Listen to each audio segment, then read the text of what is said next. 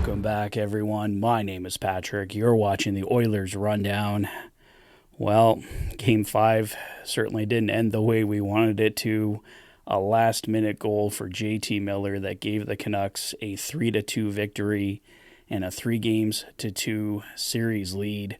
Was really hoping the Oilers were going to take Game 5 and they could be the team with two cracks at eliminating the Vancouver Canucks. Instead, the Edmonton Oilers, after turning in a performance that just simply wasn't good enough, goaltender Calvin Pickard certainly did his part, but the Oilers needed more from pretty much everybody else, and they find themselves now down 3-2 on the verge of elimination. Game 6 tomorrow night, 6 p.m. at Rogers Place. The home crowd has to come in there, rock, and get the team going. Hopefully we can tie this one up 3-3, force a Game 7 back in Vancouver on Monday, and finish off the Canucks once and for all. Their backs are up against the wall like they were a couple years back against the LA Kings, down 3-2 in the first round. People are already talking about, oh, geez, what are the Oilers going to have to do in the summer? This is a total collapse, falling in the first round. But the Oilers came back, found a way, won Game 6 and 7, led by Connor McDavid. Evander Kane came up huge.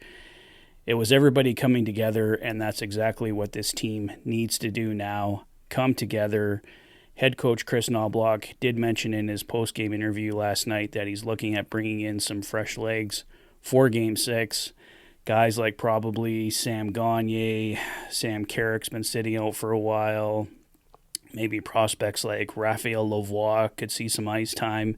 I mean, it's do-or-die time for the Edmonton Oilers now. They absolutely have to win Game 6 or they're done, and if they win Game 6, it's just followed up by another do-or-die in Game 7. So if the Oilers can bring in some fresh legs, bring in a new look for this team.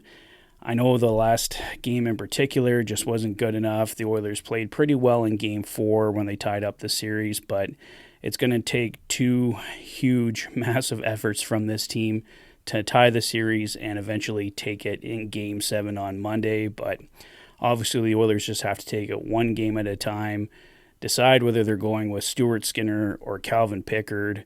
I heard Elliot Friedman and Jeff Merrick talking about it on the 32 Thoughts podcast. Friedman basically saying if Calvin Pickard feels tired, go back to Skinner. But if not, he thinks they should go with Pickard. I'm leaning towards going with Calvin Pickard at this point. He's giving you back-to-back solid performances. The Oilers could have easily won both Game 4 and Game 5 thanks to the performance from Calvin Pickard. So I'd keep it going. Put Pickard in there for Game 6. I imagine we find out for sure one way or the other tomorrow. Chris Knobloch didn't announce any roster changes today. I'm leaning towards Calvin Pickard right now as the starter for Game 6, but we'll wait and see what happens. Former referee and now insider Tim Peel did post earlier today. He's hearing Connor McDavid is dealing with an injury and Zach Hyman is banged up as well.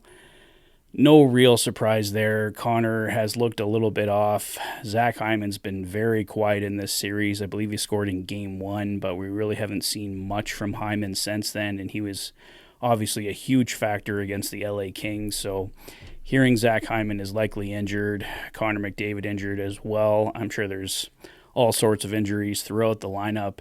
I know many people haven't been happy with the performance from Corey Perry, but I seem to remember him taking a bad hit behind the net in the LA Kings series, and I don't think Corey Perry has looked the same since then, so wouldn't be surprised when this is all said and done that we find out that Corey Perry is injured as well. I'm sure there's a bunch of injuries we're going to find out about once the playoffs are over, so it's an unfortunate situation, but I'm sure the Vancouver Canucks are dealing with an assortment of injuries themselves.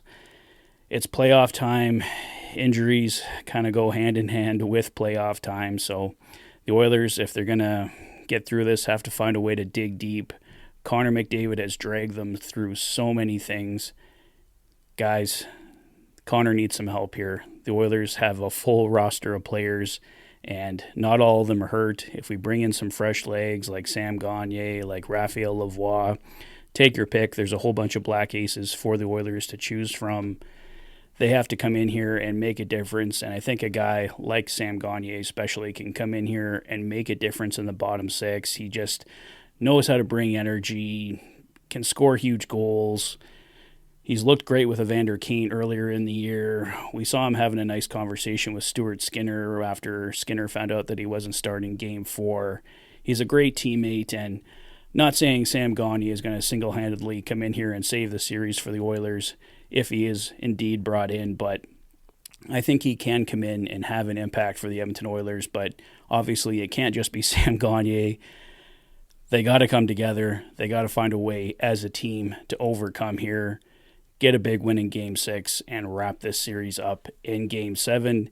It won't be easy, but I believe they can get it done. So I should have more for you guys tomorrow once we hear from Chris Knobloch and what he's doing with the roster. In the meantime, I can tell you the plan is to do a Rig 72 live stream with Toff tomorrow night so we can all watch Game 6 together, and you guys can come in the chat, let me know what you're thinking about the game, and I can share my thoughts as well. So we'll see what happens tomorrow, guys, but it should be hopefully an exciting day at Rogers Place watching the Edmonton Oilers tie up this series 3-3. Let me know your thoughts on Game 6. Who do you think the Oilers should bring in? Who do you think they should start in goal? Let me know what you guys think in the comment section below. If this is your first visit to the channel and you like what you see, please consider liking and subscribing for all the latest Oilers content. You've been watching the Oilers Fanatic. Thanks for being a fan.